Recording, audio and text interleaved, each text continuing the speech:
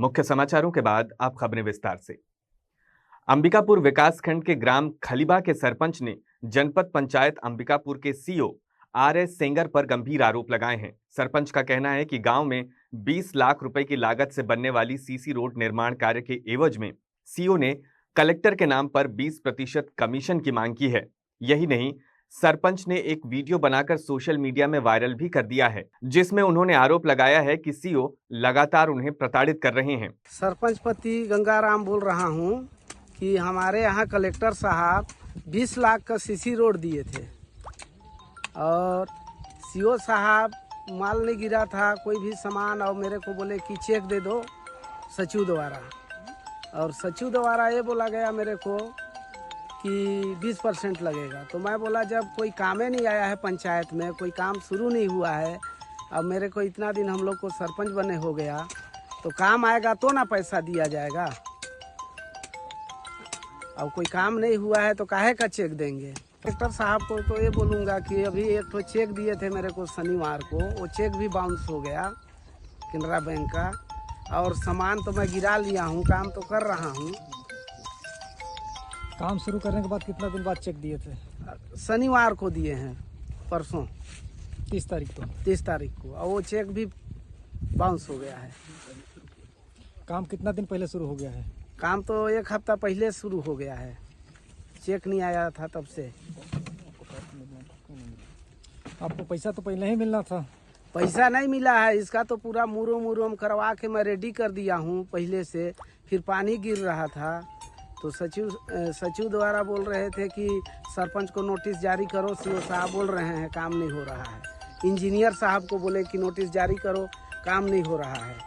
तो मैं बोला भाई पानी गिर रहा है तो उसमें से कहाँ से काम होगा। तो जैसे पानी छोड़ा है एक दिन और उसके दूसरे दिन मैं काम चालू किया हूँ।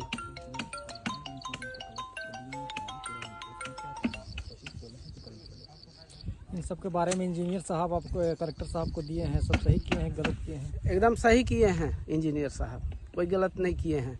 भाई सरपंच यदि काम करने नहीं सकता तो सीओ साहब करते हैं। जब सरपंच खुद सक्षम है तो क्यों सीओ साहब बोलेंगे कि वो करेगा कि ये करेगा काम। बोले रोड तोड़वा दूंगा, तो मैं रोड कैसे तोड़वा देंगे भाई। रोड खराब रहेगा गुणवत्ता में या नपाई में तो ना तोड़वाएंगे। कलेक्टर साहब इस रोड को बोल के गए हैं कि इतना से इतना बना देना, इसमें अच्छा क्वालिटी का बनाना। कलेक्टर साहब से आपको कुछ निवेदन है? कलेक्टर साहब 5 तारीख को आएंगे यहाँ नवोदय विद्यालय में, उस दिन मैं सोच रहा हूँ भेंट मुलाकात करेंगे। मीडिया के माध्यम से कुछ निवेदन है? मीडिया के माध्यम से तो मैं बोलूँगा इसे भ्रष्ट अधिकारी लोग को यहाँ से खुदा देना चाहिए सरगुजा से। ये मामला तब और गंभीर हो गया जब जनपद पंचायत अंबिकापुर में पदस्थ सब इंजीनियर राघवेंद्र यादव ने भी सीओ पर भ्रष्टाचार और रिश्वतखोरी के आरोप लगाए। उन्होंने इस संबंध में आर्थिक अपराध अन्वेषण ब्यूरो EOW सचिवालय और कलेक्टर को शिकायत भेजते हुए उच्च स्तरीय जांच की मांग की। यादव ने कहा कि पंचायत स्तर पर विकास कार्यों में अनियमितताएं की जा रही हैं और अधिकारियों पर दबाव बनाकर अवैध वसूली की जाती है। वहीं दूसरी ओर जनपद सीओ आर.एस. सेंगर ने इन सभी आरोपों को पूरी तरह खारिज कर दिया है। उन्होंने कहा है कि सरपंच और सब इंजीनियर द्वारा लगाए गए आरोप निराधार हैं और बेबुनियाद हैं, जिनका कोई प्रमाण नहीं है। टोटल इसने शिकायत झूठी की है, निराधार है इसमें। तो मेरी ऐसी कोई बात हुई नहीं है। लगभग मोस्टली मेरी बात सचिव से होती रहती है और डीएमएफ से काम सेंक्शन हुआ जिसको जल्दी कराना था, बल्कि मैं डेली से रिपोर्टिंग भी लेता था, फोटो भी लेता रहा हूँ। अब किस सेंस में उन्होंने कहा ये सब तो कुछ नहीं। इलाका के साहब वहाँ गए थे, विजय में गया था, मैं भी था, सरपंच जी भी थे, सब लोग थे। उसकी आवश्यकता थी, इसलिए कलेक्टर साहब ने उसको सेंक्शन किया है। उसको जल्दी कराना और समय सीमा कराना है, इस कारण से हम लोग उस पर पर डे रिपोर्टिंग ले रहे हैं। बिल्कुल नहीं, बिल्कुल नहीं। ना तो साहब कभी ऐसे बात है, और भाई ऐसा तो कोई हो ही सकता है कि उनके बड़े साहब के नाम से ऐसा कोई हिम्मत करे कि वो कोई राशि की मांग करे। कोई ऐसी बात ही नहीं है ना। कहाँ पे किस टाइप से ऐसा कुछ नहीं है। ये तो पंचायत बताएगी ना कोई मैंने कौन से सामान का बोला कि तुम यहीं से खरीदो वहां से खरीदो, ऐसा कहीं कुछ नहीं है। और जो नहीं अधूरा काम करने नहीं, ये मूल्यांकन करने का काम उसी का है, मूल्यांकन करने का काम उन्हीं का है। जो काम पेंडिंग पड़े हुए पंचायत के माध्यम से मुझे मालूम चलता है तो उसको बोलता हूँ काम को मूल्यांकन करो। वो तो इसका दायित्व है काम मूल्यांकन करने का। अधूरा काम का मूल्यांकन पूरा करने की कोई बोलता भी नहीं है, लेकिन जल्दी काम के लिए बोला जाता है। अगर 1 महीना हो गया या 20 दिन हो गए या कुछ समय ज्यादा हो गया, कोई सरपंच सचिव आके बोलते हैं, तो समय में तो मूल्यांकन होना चाहिए ना। ज्यादा कितना, 15 दिन 20 दिन, तो इससे ज्यादा तो विलंब नहीं होना चाहिए। अब वो ऐसे ही उनका आचरण है, पहले भी लुंड्रा में रहे हैं, लुंड्रा में भी ऐसे ही वीडियोग्राफी करवाना और वो वहां पे सस्पेंड हुए। इसके पहले का भी मुझे मालूम चला है कि जहाँ तक कि वो उदयपुर में भी थे, वहां भी स्टाफ के कर्मचारियों से लड़ाई झगड़ा हुआ, FIR तक दर्ज हुआ। मैं EOW और माननीय निहारिका वारी मैडम और कलेक्टर साहब को शिकायत किया हूँ। कलेक्टर साहब बहुत ईमानदार छवि के हमारे डिपार्टमेंट के सब जानते हैं और 1 रुपया पैसा नहीं लेते हैं, लेकिन कलेक्टर साहब जहाँ काम जाके स्वीकृत कर देते हैं, उसके बाद CO साहब उनके नाम से 10% 20% का मांग करते हैं। इसी टाइप का घटना ग्राम पंचायत खलगा में आया है। साहब स्वीकृत कर दिए थे जनहित को देखते हुए, और वो 20% उनके नाम से मांग रहे थे या काम को लूट रहे थे। इसी चीज का मैं शिकायत दिया हूँ और मैं इसमें जांच उचित कर रही हूँ। आपको क्या दिक्कत आ रहा था यहाँ पे कार्य करने में? जब काम कर रहा है सरपंच जो है रो रहा है बेचारा, आज 80% काम कर लिया है, अभी तक सरपंच को पैसा नहीं दिया गया है। हमको शर्म लगता है वहाँ पे जाने में कि भाई काम किस हैसियत से कर रहा है, खड़ा होकर काम करवा रहा है, उसको अभी तक 1 रुपया पैसा नहीं मिला, जबकि उसको जिस दिन काम शुरू किया उसी दिन पैसा मिल जाना चाहिए। हम लोग को भी दबाव बनाने के लिए बोलता है, और जो बाकी निर्माण काम है, काम नहीं पूरा हुआ है पैसा ले लेता है, फिर उसके बाद बोलता है पूरा हो गया मूल्यांकन करो, जो कि पॉसिबल नहीं है। तो उसका उनका सब दुकान रहता है कि आपको इस दुकान से छड़ लेना है, इस दुकान से लेना है, और जहां से लेता है वहां 1 2 रुपये ज्यादा रहता है। तो वैसे में क्या है, अगर वैसे करेंगे तो पैसा पूरा तो उसी में चला जाएगा। तो काम का क्वालिटी हम किस मुंह से हैसियत से करेंगे भाई? तो निर्माण एजेंसी स्वतंत्र होनी चाहिए, उसको जहां से सामान लेना है ले, जहां से करवाना है करवाए, बस अच्छा आप क्या चाहते हैं? मैं जांच चाहता हूँ। छत्तीसगढ़ में राष्ट्रीय स्वास्थ्य मिशन के संविदा कर्मचारियों का आंदोलन लगातार उग्र होता जा रहा है। बिलासपुर जिले में शुक्रवार को बड़ी हलचल तब मच गई जब जिले के 735 संविदा कर्मचारियों ने सामूहिक इस्तीफा सौंप दिया। ये कदम 2 प्रांत स्तरीय पदाधिकारियों श्याम मोहन दुबे और प्रफुल्ल पॉल की बर्खास्तगी के विरोध में उठाया गया है। कर्मचारियों ने कोन्हेर उद्यान नेहरू चौक से बाइक रैली निकालते हुए सरकंडा स्थित CMHO कार्यालय का घेराव किया। गेट बंद होने के कारण प्रदर्शनकारी कर्मचारी कार्यालय के बाहर ही जमकर नारेबाजी करते रहे। कर्मचारियों की प्रमुख मांग नियमितीकरण और ग्रेड पे को लेकर थी, जिसे वे लंबे समय से उठा रहे हैं। आंदोलनकारियों ने स्पष्ट कहा कि जब तक नियमितीकरण की मांग पूरी नहीं होती, हड़ताल समाप्त नहीं होगी। इस बीच मुख्य चिकित्सा एवं स्वास्थ्य अधिकारी डॉक्टर शुभा गढ़ेवाल बाहर आईं और कर्मचारियों का सामूहिक त्यागपत्र स्वीकार किया। हालांकि उन्होंने ये भी कहा कि कर्मचारियों के इस्तीफे से जिले की स्वास्थ्य सेवाओं पर बुरा असर पड़ेगा। दरअसल 18 अगस्त से जारी इस हड़ताल में चिकित्सा अधिकारी, स्टाफ नर्स, ANM, सामुदायिक स्वास्थ्य अधिकारी, डेटा प्रबंधक, फार्मासिस्ट और लैब टेक्नीशियन समेत लगभग सभी संविदा कर्मचारी शामिल हैं। हड़ताल के चलते जिला चिकित्सालय, सिम्स, 5 सामुदायिक स्वास्थ्य केंद्र, 44 प्राथमिक स्वास्थ्य केंद्र समेत जिले के सभी स्वास्थ्य संस्थान पूरी तरह से प्रभावित हैं। OPD, शल्यक्रिया, आपातकालीन सेवाएं, टीकाकरण, मलेरिया TB रिपोर्टिंग, जन्म मृत्यु पंजीकरण और मातृत्व सेवाएं पूरी तरह से ठप हो चुकी हैं। ग्रामीण इलाकों में स्थित आयुष्मान आरोग्य मंदिर और उप स्वास्थ्य केंद्र भी बंद पड़े हैं, जिससे हजारों मरीजों को परेशान होकर निजी अस्पतालों का रुख करना पड़ रहा है। NHM की स्ट्राइक 18 तारीख से ही चल रही है। उनकी 10 मांगे हैं कुछ, और उन मांगों को लेकर उन लोग स्ट्राइक पे कर रहे थे। तो आज उन लोगों ने सामूहिक सबने इस्तीफा दिया है। आज वही इस्तीफा के लिए आए थे सब लोग। रायगढ़ के रामलीला मैदान में आयोजित अंतर्राष्ट्रीय ख्याति प्राप्त चक्रधर समारोह की 8वीं संध्या संगीत, नृत्य और कथक की लयबद्ध प्रस्तुतियों से सजी रही। इस अवसर पर केंद्रीय राज्य मंत्री रामदास अठावले मुख्य अतिथि के रूप में शामिल हुए। उन्होंने भगवान श्री गणेश की पूजा अर्चना, राजा चक्रधर सिंह के चित्र पर पुष्प अर्पित कर और दीप प्रज्वलित कर समारोह का शुभारंभ किया। इस मौके पर राज्यसभा सांसद देवेंद्र प्रताप सिंह, रायगढ़ महापौर, सभापति, कलेक्टर, पुलिस अधीक्षक सहित अन्य जनप्रतिनिधि एवं गणमान्य नागरिक भी उपस्थित रहे। समारोह को संबोधित करते हुए अठावले ने कहा कि राजा चक्रधर सिंह केवल रायगढ़ के ही नहीं बल्कि पूरे देश के गौरव हैं। वे महान शासक, समाजसेवी और संगीत साधक थे। उन्होंने गरीबों, किसानों, मजदूरों और आदिवासी समाज के उत्थान के लिए महत्वपूर्ण कार्य किए। कथक को नया आयाम देकर उन्होंने रायगढ़ घराने की स्थापना की, जो आज विश्व भर में अपनी पहचान बनाए हुए है। कार्यक्रम के दौरान केंद्रीय मंत्री ने समारोह में शामिल कलाकारों को शॉल, श्रीफल और प्रशस्ति पत्र भेंट कर सम्मानित किया। 8वीं संध्या की प्रस्तुतियों ने दर्शकों को मंत्रमुग्ध कर दिया और रायगढ़ की संगीतिक धरोहर को एक बार फिर अंतर्राष्ट्रीय मंच पर नई पहचान दिलाई। हाँ, तो आज चक्रधर सिंह महाराज जो हमारे गोंड समाज, आदिवासी समाज के राजा थे, और वो राजा तो मतलब सभी जनता के राजा थे ही थे, लेकिन संगीत पर उनका बहुत बड़ा प्रेम था। तबला बजाना, कत्थक डांस जो है उस पर मतलब उनका बहुत बड़ा अट्रैक्शन उनका था, और कत्थक को पूरे छत्तीसगढ़ में और अनेक मतलब नॉर्थ इंडिया में फेमस करने का उन्होंने किया था। राज्य सरकार की तरफ से हर साल ये चक्रधर महोत्सव होता है, संगीत महोत्सव होता है, और यहाँ मतलब माननीय राज्यपाल साहब आते हैं, मुख्यमंत्री साहब आते हैं, कई मंत्री आते हैं, और मुझे भी गए साल भी मतलब मुझे यहाँ बुलाया गया था, और इसीलिए मतलब आज मैं इधर आया हूँ। और यहाँ देवेंद्र प्रताप सिंह जी जो हमारे साथ राज्यसभा में मेंबर भी है, और वो चक्रधर सिंह महाराज के ग्रैंड सन भी है, उनके निमंत्रण पर आज मैं इधर आया हूँ। सर, राष्ट्रीय स्तर का समारोह है, कहीं ना कहीं केंद्र से जो फंडिंग की बात आती है उसमें कहीं ना कहीं हम पीछे रह जाते हैं, कुछ प्रयास किए जाएंगे आपकी तरफ से? मुझे लगता है कि प्रयास किया जाएगा। अगर अभी तो राज्य सरकार की तरफ से होता है, लेकिन केंद्र का जो कल्चर मिनिस्ट्री है जो माननीय शेखावत साहब के पास है, तो अगले साल अगर इसी तरह का प्रस्ताव राज्य सरकार की तरफ से आता है तो जरूर मतलब भारत सरकार की तरफ से भी इस महोत्सव के लिए फंडिंग देने के लिए जरूर हम प्रयत्न करेंगे। अबूझमाड़ से आए मलखंभ दल द्वारा चक्रधर समारोह के मंच पर दी गई प्रस्तुति ने सबका मन मोह लिया। प्रशिक्षक मनोज प्रसाद के नेतृत्व में बस्तर और नारायणपुर के छोटे छोटे गांवों से निकले खिलाड़ियों ने परंपरा, अनुशासन और अद्भुत संतुलन का ऐसा संगम दिखाया कि पूरा समारोह स्थल तालियों से गूंज उठा। इंडियाज गॉट टैलेंट में जीतकर देश भर में पहचान बनाने वाले फूल सिंह सलाम और नरेंद्र गोटा ने अपने साथियों के साथ खंबे पर जिम्नास्टिक और अद्भुत मुद्राओं का प्रदर्शन किया।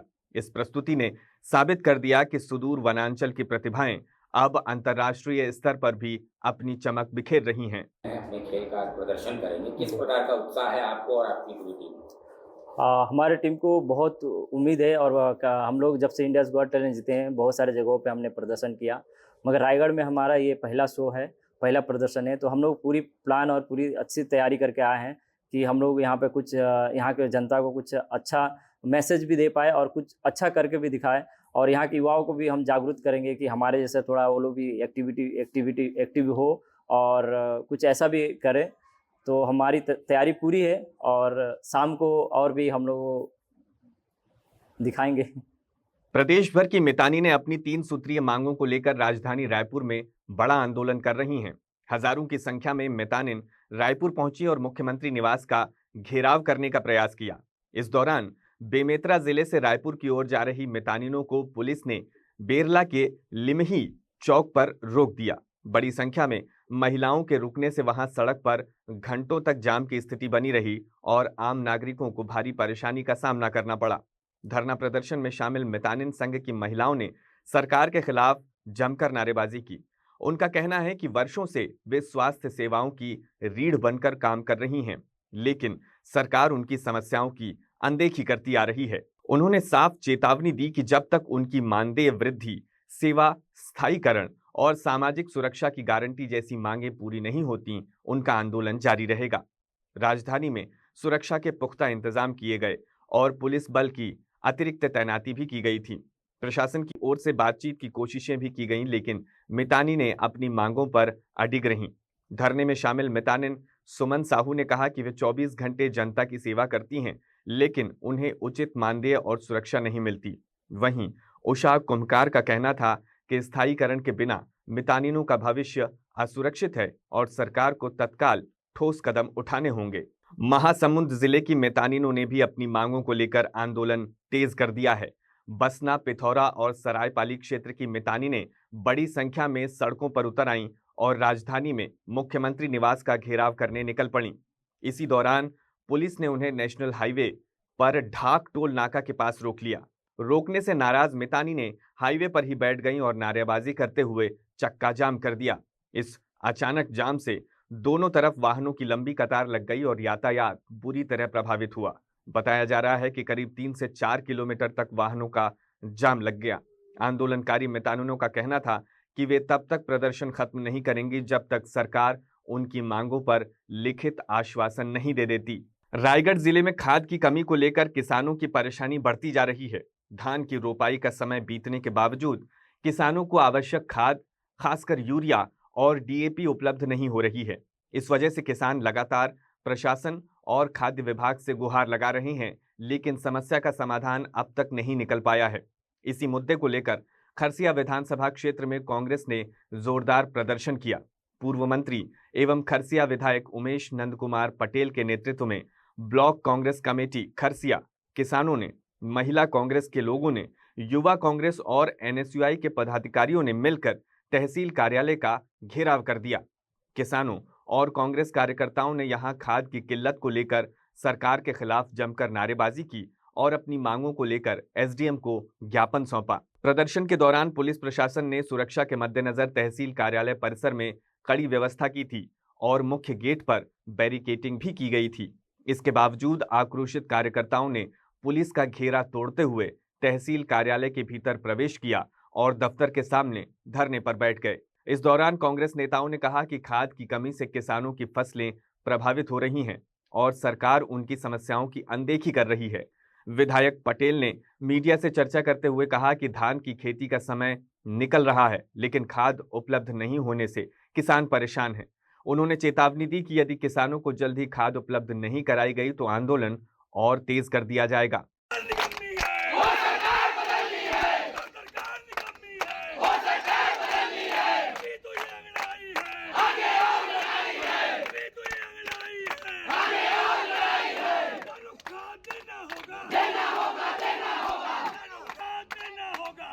देखिए, सोसाइटियों में खाद की कमी है और खाद की कमी होने के बाद भी चिन्हांकित करके किसानों को दिया जा रहा है। किसानों को जो बंटवारा कर दिया गया है, पार्टीगत कर दिया गया है, जबकि इससे पहले इस तरह की कभी भी कोई घटना सुनने को नहीं मिला था। जो भी सोसाइटी में खाद आता था वो सबको बराबर बंटवारा होता था।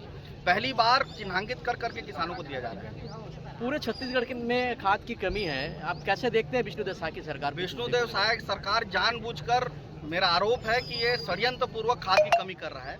क्यों? क्योंकि उत्पादन को कम करना चाहता है और अगर यूरिया समय पे नहीं लगा पाया किसान तो 30% उत्पादन कम हो सकता है। 280 रुपए में मिलने वाली खाद 1200 से 1500 तक कालाबाजारी हो रही है और प्रशासन मौन है, किस तरह देखते हैं? अरे मैं खुद दुकानदारों का नाम बता चुका हूं, लेकिन विभाग जाता है और उनको कुछ मिलता नहीं है। पूरा मिला जुला ये सरकार है, जो व्यापारियों के साथ मिला हुआ है और किसानों को तंग करने के लिए सरकार बनी है। आज आपने ज्ञापन सौंपा है, क्या आश्वासन मिला प्रशासन से? देखिए, 5 दिन के अंदर में अगर ये व्यवस्था सुधार नहीं होता है तो और बड़ा आंदोलन किया जाएगा। Thank you. ठीक है। लगातार हो रही बारिश के चलते मिनी माता हसदेव बांगो बांध का जलस्तर खतरे के निशान से ऊपर पहुंच गया है। स्थिति को देखते हुए इरिगेशन विभाग ने शुक्रवार को बांध के 11 गेटों में से 4 गेट खोल दिए हैं। इन गेटों से करीब 23,000 क्यूसेक पानी छोड़ा जा रहा है। पानी के बढ़ते स्तर को लेकर बांध परिसर में विभाग के आला अधिकारी मौजूद रहे और स्थिति पर लगातार नजर रखी जा रही है। कलेक्टर ने डुबान क्षेत्र के लगभग 35 गांवों के लिए अलर्ट जारी किया है। प्रशासन ने ग्रामीणों को सतर्क रहने और नदी किनारे न जाने की सलाह दी है। अधिकारियों ने बताया कि जिले के साथ साथ ऊपरी क्षेत्रों और आसपास के जिलों में लगातार हो रही बारिश के चलते बांध का जलस्तर तेजी से बढ़ा है। कार्यपालन अभियंता धर्मेंद्र निखरा ने जानकारी दी कि फिलहाल स्थिति नियंत्रण में है, लेकिन बारिश जारी रहने पर और गेट भी खोले जा सकते हैं। प्रशासन और विभाग की टीमें लगातार निगरानी कर रही हैं ताकि किसी भी आपात स्थिति से निपटा जा सके। बांध के गेट खोले जाने से निचले क्षेत्रों में नदी नालों का जलस्तर भी तेजी से बढ़ने की संभावना है, जिसको लेकर लोगों को सावधान रहने की अपील की गई है। सर, गेट खुल चुके हैं, कितने गेट खोले गए हैं और क्या अभी 4 गेट उनको खोला गया है। 4 गेटों से नियंत्रित किया जा रहा है बाढ़ के पानी को, जिसमें 23,000 समथिंग क्यूसेक पानी को हम प्रवाह करेंगे नदी में, और जिसमें 9,000 क्यूसेक अतिरिक्त आइडल से पानी निकल रहा है, वो अलग है। इसमें प्रभावित ग्राम पंचायत को किस तरह? हाँ, 34 प्रभावित जो ग्राम पंचायतें होंगी वो 34 हैं। सब में अलर्ट जारी कर दिया गया है, सभी को सूचित कर दिया गया है। कब तक गेट खुले रहेंगे सर? अगर ये अभी इस पर कहना मुश्किल है। जब ऊपर से पानी जितना आएगा उसी को बाढ़ का जो अतिरिक्त पानी आएगा उसको बाहर किया जाएगा। बिलासपुर जिले के कोनी थाना क्षेत्र में शुक्रवार देर रात एक हत्या का सनसनीखेज मामला सामने आया। ग्राम निरतू में 40 वर्षीय युवक का खून से लथपथ शव नीम के पेड़ के पास सीसी रोड पर मिला। घटना की जानकारी मिलते ही पुलिस मौके पर पहुंची और एफएसएल टीम को बुलाकर जांच शुरू कर दी। मृतक की पहचान कोमल खैरवार के रूप में हुई है। प्रत्यक्षदर्शियों और परिजनों के मुताबिक मृतक के सिर पर गहरी चोट के निशान मिले हैं, जिससे साफ है कि उसकी बेरहमी से हत्या कर दी गई है। पुलिस ने शव को पोस्टमार्टम के लिए भेज दिया और मर्ग कायम कर आगे की कार्रवाई शुरू कर दी। इधर मृतक की पुत्री ने पुलिस को दिए बयान में खुलासा किया। उसने आरोप लगाया कि ग्राम के ही भरत उर्फ छोटू सोनी ने उसके पिता पर डंडे से हमला कर उसकी हत्या कर दी और फिर मौके से फरार हो गया। प्रारंभिक जांच में ये बात सामने आई है कि मृतक और आरोपी दोनों शराब के नशे में थे और आपसी विवाद के बाद झगड़ा इतना बढ़ गया कि आरोपी ने अपना पारा खोते हुए कोमल खैरवार पर प्राणघातक हमला कर दिया। कोनी में ये सूचना प्राप्त हुई कि कोमल खैरवार जो है वो वहाँ पर निरतू आवासपारा एरिया में मृत अवस्था में पड़ा हुआ है, जिस पर पुलिस द्वारा तत्काल इसमें संवेदनशीलता देखते हुए इसमें तत्काल विधिवत रूप से जांच की गई, जिस पर पाया गया कि गांव का ही भरत उर्फ छोटू सोनी जो है उसके साथ उसका कुछ विवाद हुआ था, जिस पर से सिर पर डंडे से उसने वार किया और इसकी मृत्यु हुई है कोमल खैरवार की। तो इस पर अपराध पंजीबद्ध किया गया है और आरोपी की गिरफ्तारी कर ली गई है। क्या कुछ कारण सामने आया मैम इस विवाद का? मृतक की बेटी से पूछताछ पर पता चला है कि मृतक भी नशे की हालत में था और आरोपी भी, तो आपसी विवाद को लेकर इनके बीच में झड़प हुई है और उस बीच में ही उसने डंडे से इस पे वार किया, जिससे इसकी मृत्यु कारित हुई। क्या उसकी पुत्री की, मृतक की पुत्री के सामने की घटना है क्या? हाँ, मृतक की पुत्री जो है वो वहीं पर घटना स्थल उसने देखा है, घटना पे थी। आज के अंक में बस इतना ही। छत्तीसगढ़ की खबरों से अपडेट रहने के लिए देखते रहिए हॉर्नबिल टीवी।